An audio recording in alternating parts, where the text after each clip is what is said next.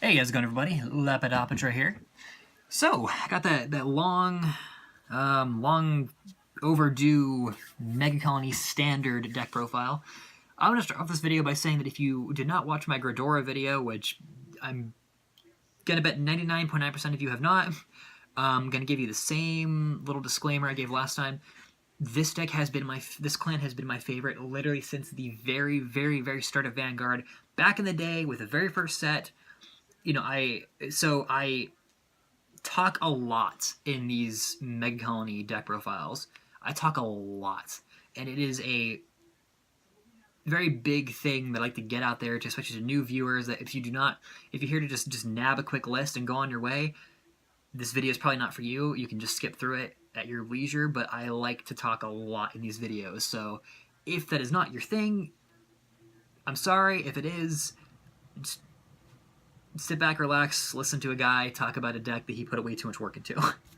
So, also, shout out to my friend who gave me this wonderful idea. I'm not like a giant Naruto fan by any means, but I was thinking like, oh, well, I need something fun for protect markers, right? And my friend's like, dude, look, I have a card called Insect Wall Jutsu. I was like, oh, it's kind of the deck. So it started with me buying these. I obviously needed more, and I couldn't find more of these.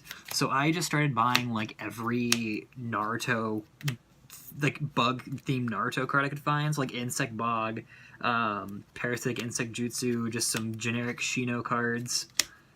Torane, which is his like brother, adopted brother. And then this actually be a better Kagero card, but there's a character named Kagero who literally does this antlion jutsu where she transforms, but then she one-shots herself. Her whole like ability is that she like kills herself to make like a explosion of some sort. Anyway, because literally Antlion in this deck does that, so I thought it was fun. So these have been my markers, my protect markers recently. Anyway, now I've done that. So Megacolony, like I've said before, I have been here playing Megacolony since the day the very first set dropped in America. I have played them to the point where it was Hellspider and Master Fraud, and you mixed them in with Nova Grapplers to get off those counter charges. I played them in Limit Break format with Master Beetle.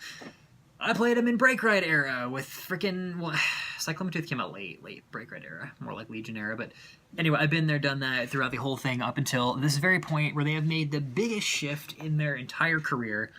Probably one of the decks that have made one of the biggest changes. Like, decks have definitely made changes, and subtle ones at that. Like, Neonectar's got, like, tokens, but they still generally did the same thing. This deck is a very former shell of itself. Now, this deck has turned Paralyze away, pretty much. It doesn't do that anymore. There are some subtle hints of a Paralyze-ish mechanic, but the deck definitely does not do that anymore, or anything relatively close to it. Instead, it is more of a Saboteur deck that cuts off little things, little by little, and it just so happens that a couple cards happen to keep some things at rest. So, you can think of this deck as sort of like Vanille from Final Fantasy XIII.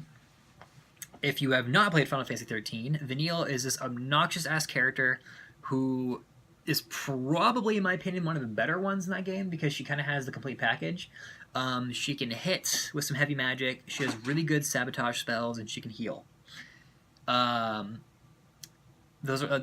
everything you need in a character. There are entire bosses and like extra bosses and grind sessions that are based around you exploiting a spell that insta-kills things. Like, she's good. And this deck's kind of like the Vanille of Vanguard, where it's super obnoxious, not a lot of people like it, but god, it just comes with the complete package. And let's just dive in. So, obviously we got our starter, Worker Ant. I'm not surprised. In the future, when we get like another starter, which probably won't happen for quite a while, I kind of hope it's something that's more fleshy, because I'm stuck with this guy. I don't like him very much. He's a cute boy, though. He's a little, cute ant boy. Your grade 3s, we are starting off with the 4 Stag Beetle, and we may as well just go and talk about his partner in crime, which is going to be your 4 not Bloody Hercules, 4 Spark Hercules.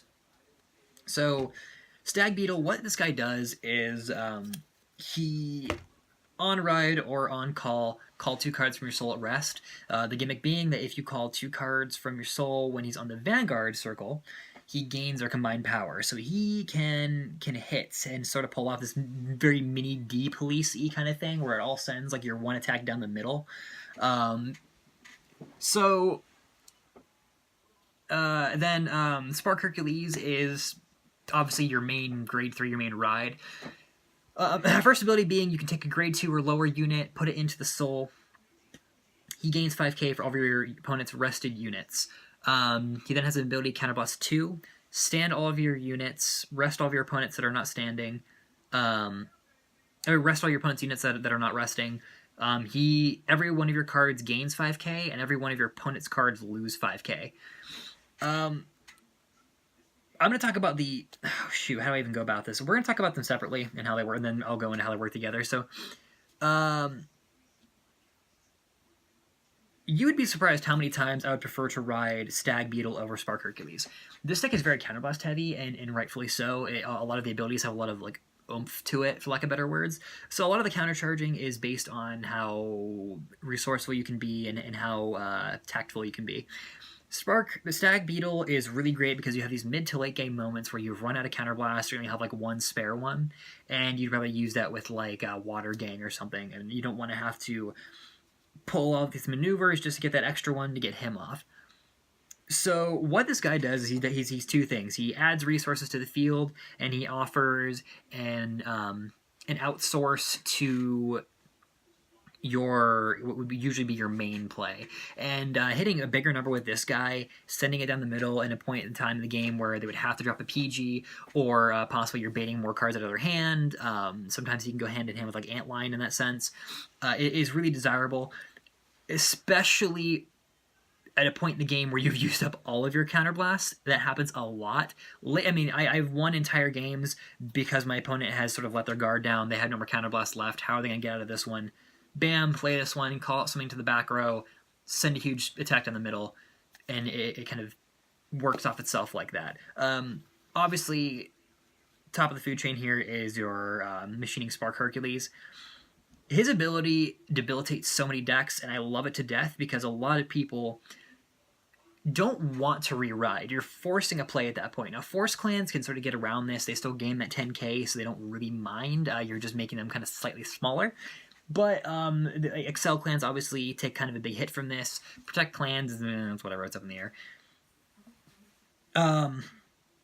Your big benefit to him is that a lot of your cards are going to hit for high numbers, and you have a lot of these on-hit skills and cards that just are not pretty when they connect.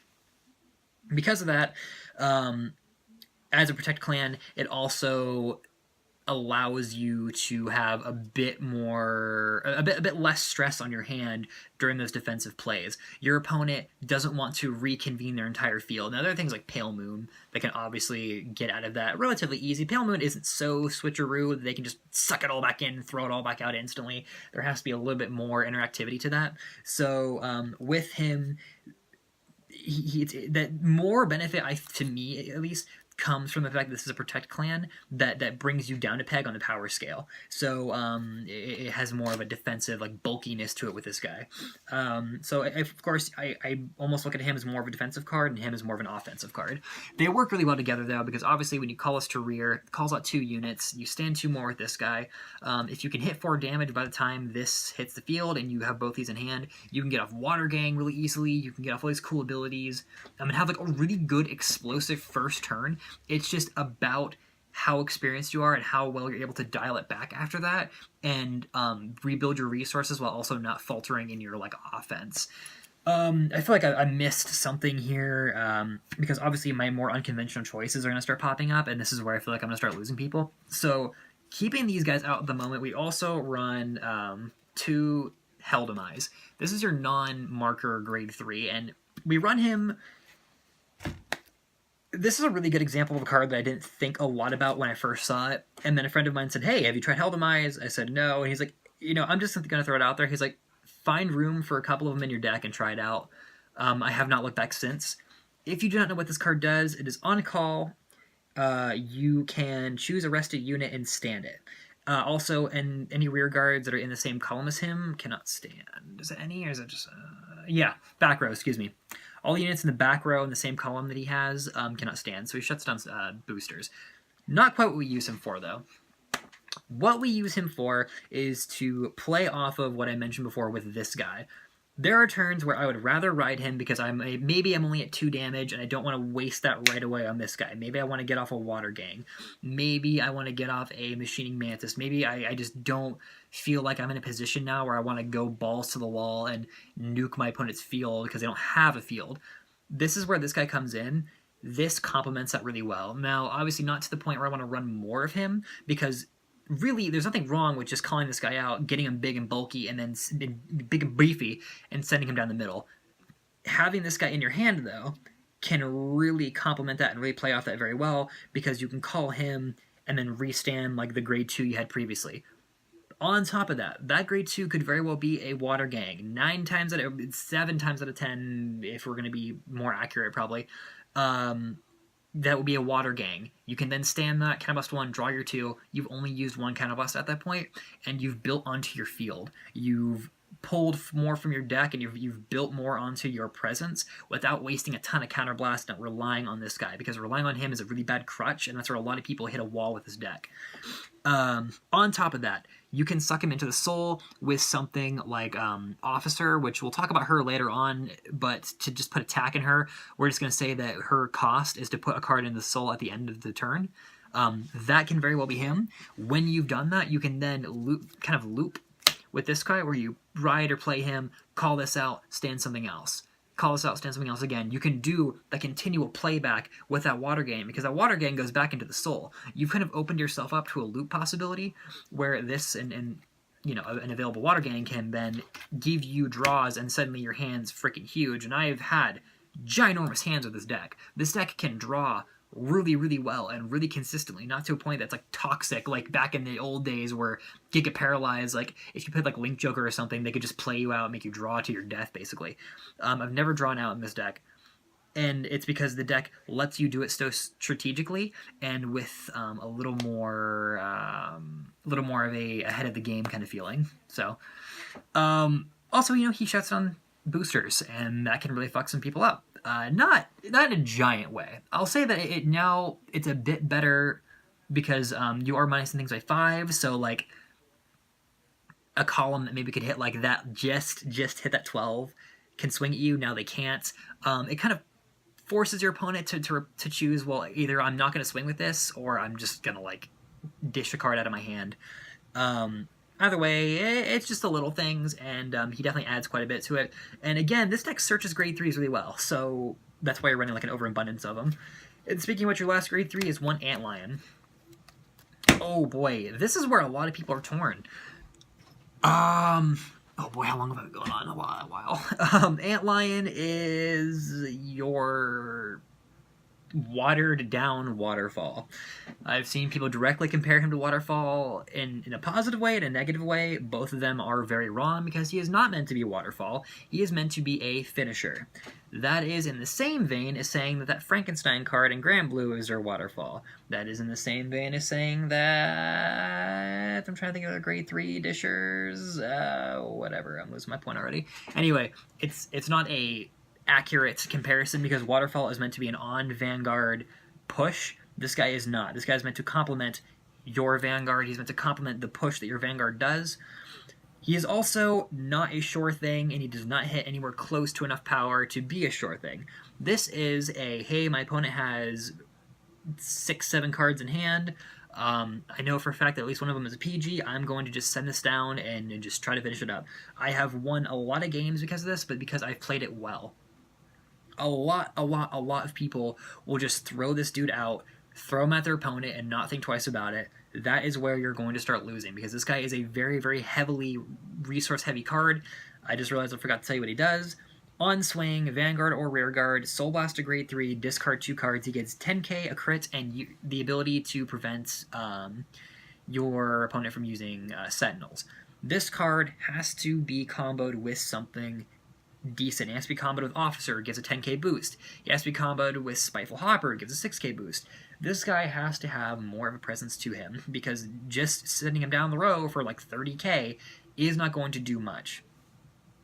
However, if you play him right, he can actually catch your opponent off guard really, really well. And what he can also do is add a bit more fear to your Vanguard swing, because what happens, what I like to do is you get your field set up, you'll swing with the Vanguard first. Your opponent, let's say they're at 4 damage, now has to gamble with the idea of, okay, well, I can PG this, but then they're running the risk that your other rear guard you could possibly hit a crit and give that to your other rear guard. Then they have to say, well, I'm going to throw away a lot of cards to guard this antlion. Will I have enough left over to guard their other rear guard that has a crit? Will I have enough to guard this on-hit skill that could really F me up next turn if I'm not careful? Will I have enough to guard like their jocular cicada? Like there is a mind game set up with this deck that this guy can really, really push, and I do love him to death. I feel like he is a really solid card, but it's a toolbox card, not as something you rely on to win. However, protect-heavy clans can also get really screwed over by him, which is very, very, very fun, because when the OTTs have stacked a bunch of protects in their hand, or you're in the mirror match, it just becomes a really solid card. So, do I recommend you run more than one of him? 2 at the most. I've seen people run 4. Do not do that. Please do not fool yourself into thinking this is a 4 of in any way, shape, or form. He is a 1 or 2 of. He is a utility card, and that is it. Do not focus on him as your win con. Whew. Alright, it's my long-winded grade 3 summary. For grade 2s, we got your boy, Water Gang. I almost said Leg Diver, I don't know why. Water Gang is when he stands, counterbust 1, send him into the soul, draw 2 cards. There are so many ways to combo off of him. You can send him to the back and just restand him naturally. You can swing with him and hope your opponent wastes a pretty hefty attack on him that's not hitting your Vanguard. This guy can be a draw source. He can be a tricking your opponent and thus becoming like a shield kind of thing. He can bait out skills. He is just such a good boy. I love him to death. I want to kiss his little crab face. The day I found out this card existed, actually, I was at a beach, and there are crabs everywhere. And I just thought it was so fitting. I'm sitting on this beach full of crabs, and I'm like, oh, what's a new Megacolony card? Oh, hey, it's a fucking crustacean. I love this card to death. He's just such a good, healthy resource for this deck. If you are careful, if you know how to play the deck, if you know how to use things like Hell Demise to your advantage, if you know how to counterbalance like your damage, and alright, this is how much I can be safe with taking to get that resource, you can really draw into a lot of cards. Taking 4 and then getting off like Hercules and getting off like 2 of these is a really, really, really solid play, because then you can just boost the shit out of yourself, and who knows, with a 4 damage you can hit draws, and you can just bulk up your hand with a lot of careful, educated plays. So please run 4 of this card. He's so good. Then I have his partner in crime, who is probably my favorite card in the deck, 4 Bloody Hercules. He's come a long way in the time that he's been at 10k, grade 2. So Bloody Hercules is on call. You can Soul Blast 1, who gains 6k. He has the ability where if he hits, you can countercharge 1 and then give a unit plus 6k. I love him because this is where those mind games come in. You can essentially give something else a crit and then let him be a threat in his own, to where your opponent then has to decide, well, am I going to let this critted unit hit me, or am I going to let this, resource regainer hit me? I love this. It's the little things that can make your opponent make mistakes. It's the little things that can put your opponent into difficult situations and force plays. He is definitely like that. If this guy hits, he can give an antlion more power. If he hits, he can give, again, a critted unit more power. He's just a very, very, very solid card. I love him to death. I'm not going to say the same for the last grade 2 we run, which is going to be 2 Machining Mantis. I'm going to be very honest. Machining Mantis, I struggle every day to really justify why I run him. I do for some reason. I don't know. I'm not in love with him. I guess I feel like maybe I lose a bit of the aesthetic if I don't run him anymore, but his ability is on call or on ride, counterbust 1, he gains 6k, search your top 6 for a grade 3 and add it to your hand. It's good because you can pull a resource like, Hell Demise. You can pull that grade 3 ride if you have drawn into the wrong ones and you'd rather play a Stag Beetle. You'd rather go for that sort of play. He can definitely do that. Maybe you want to loop, and not really loop, but maybe you want to cultivate more Protect markers. He can definitely do that, and the extra 6k is helpful. Problem is that he's a Counterblast. Counterblasts are very, very, very sacred things in this. I would almost never want to waste a Counterblast on him, and it hurts every time I have to do it. To be perfectly honest, I have debated on taking him out and running Nasty Smog, I think was his name. The guy that keeps a unit in the back row at rest and then prevents cards from intercepting. Just because I don't really feel like there is a lot of justification to running Mantis. I mean, there are playstyles I'm sure out there that use him and utilize him more, but that Counterblast is just... and I run him, but again, the fact that he's the card I run it to should say a lot, that he is not so important and that skill isn't so important that he's vital to the deck. He just isn't. He is can be slightly beefy, maybe swing on his own, and he searches for grade 3s in a deck that already does that, like, religiously. So, I don't know.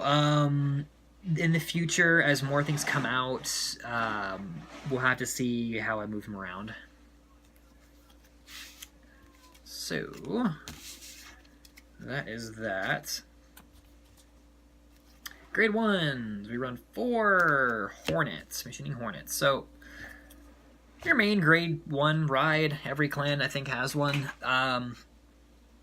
When he hits on Vanguard or Rearguard, or when an attack he boosts hits, search your top 6 for a grade 3, add it to your hand. If he's on rear, add him to the soul. That's where his Vanguard riding benefit comes from. He's really good. He's a really solid card. On hit skills make your opponent nervous, and the minute you say on hits, like swing in with an on hit skill, your opponent immediately, like, most people don't even ask. There's like, oh god, on hit skill, it's terrible.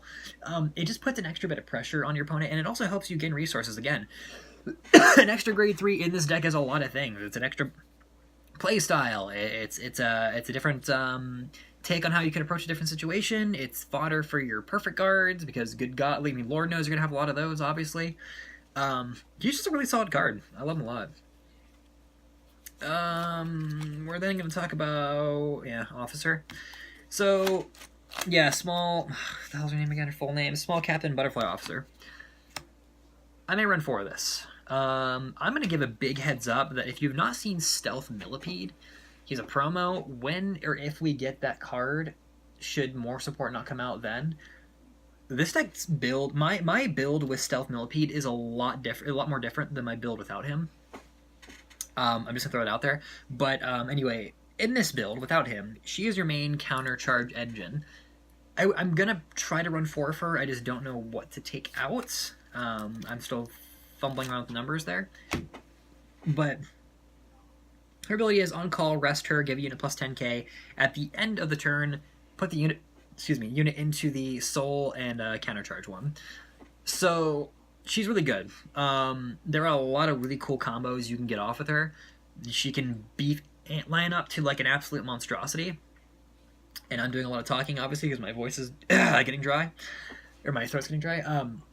She can beef cards to be an absolute monstrosity. And the cool part is that she rests herself, so you can put it behind something, give it plus 10k, and then use Hercules, restand her, and then she just gets an extra 5k, so she's a booster. And her ability basically went off for free at that point. I love her to death. She's a really, really good card. And then her partner in crime, who I'm pretty sure I'm going to take out for the 4th one, is a 3 Spiteful Hopper.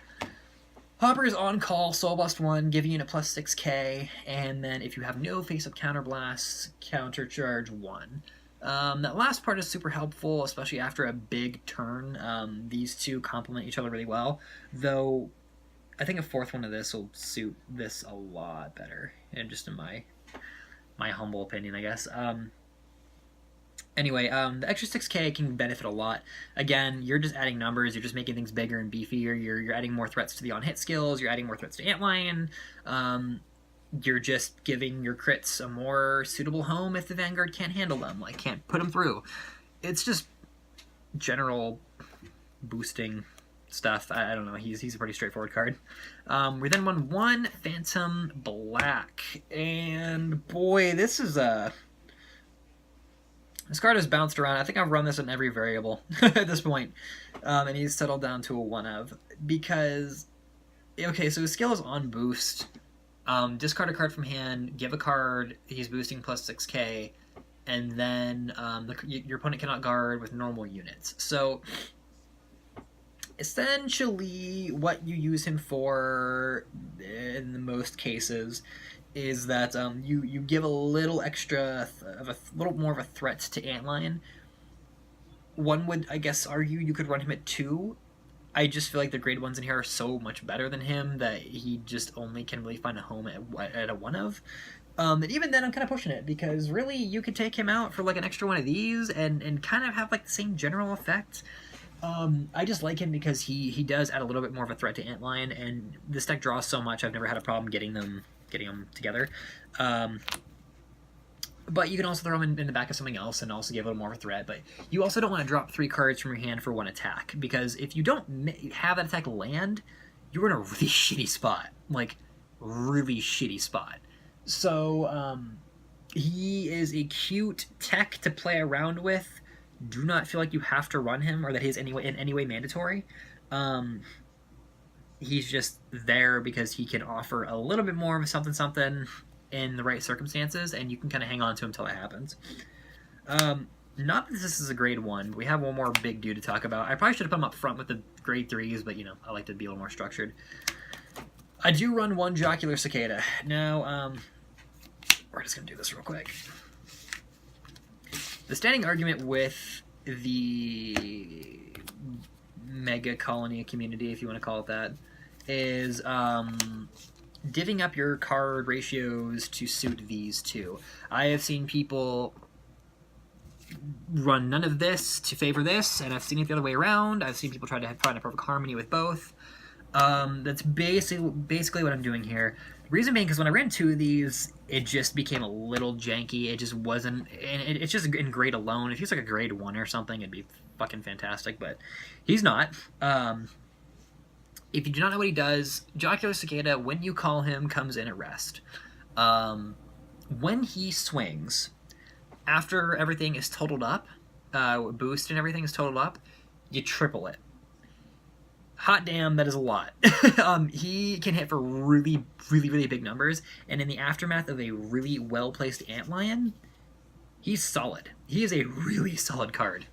What I can say for his sake is that he's done really well for me, but I kind of look at him in the same light as Antlion. He's just less costly.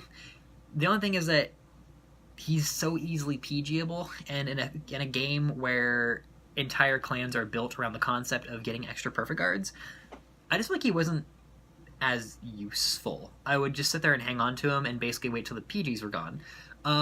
However, a field with these two, where they are both able to go off, is a field where you're like 99% like sure to win, unless your opponent has like a frickin' ginormous hand.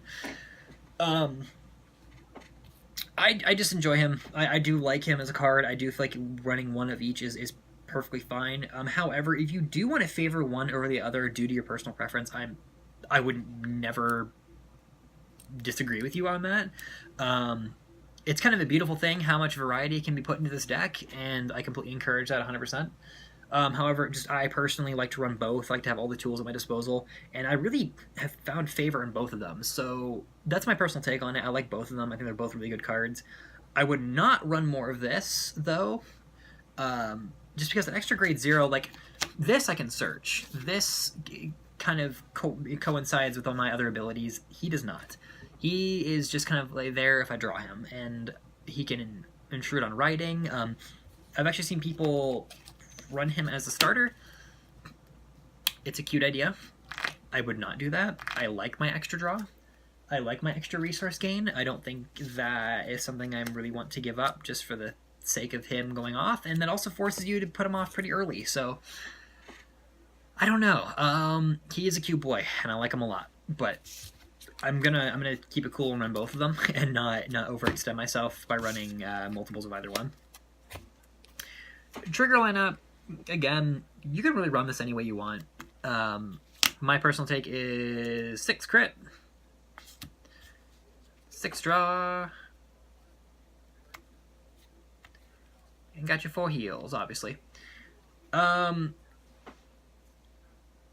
Draws are super important in this deck. You do draw a lot in this deck. You do cultivate a lot of resources. This is...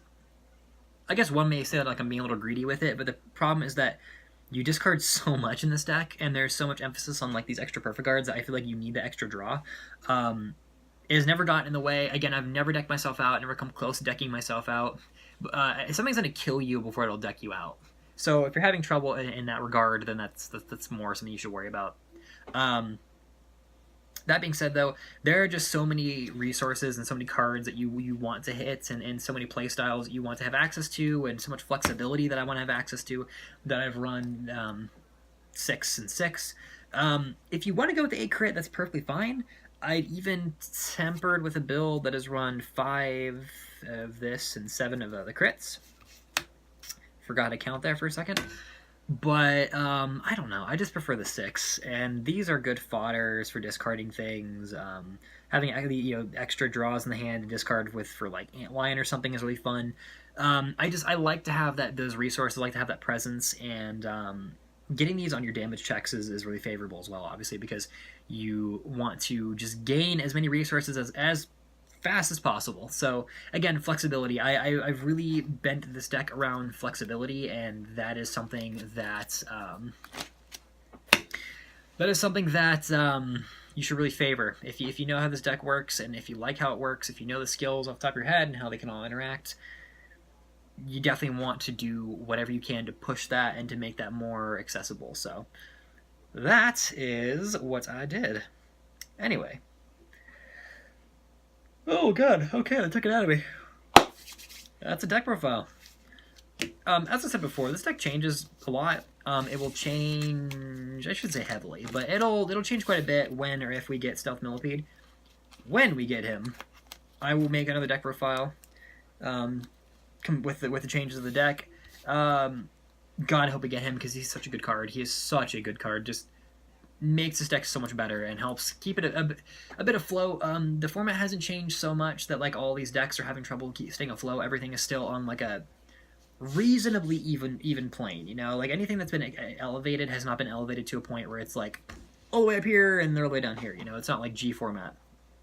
It's just the little things like Exculpate puts a little more pressure on you, and those OTT cards and those Genesis cards that put a lot of emphasis on like triggers and drawing a lot, like those things have caused me to recall my play styles and to kind of rethink them and rethink how to approach situations. But the deck has done a really good job staying afloat, so I'm very happy with how the deck's turned out. I've done really well with it. I'm really happy with it. I highly encourage you to check it out if you're a big fan of the deck. Until next time, I will get another deck profile out there someday. I don't know. Murkuma might be next, though I hate predicting that because something else might fall in my lap. I might fall in love with something else. Until then, I will see you next time, maybe. I don't know.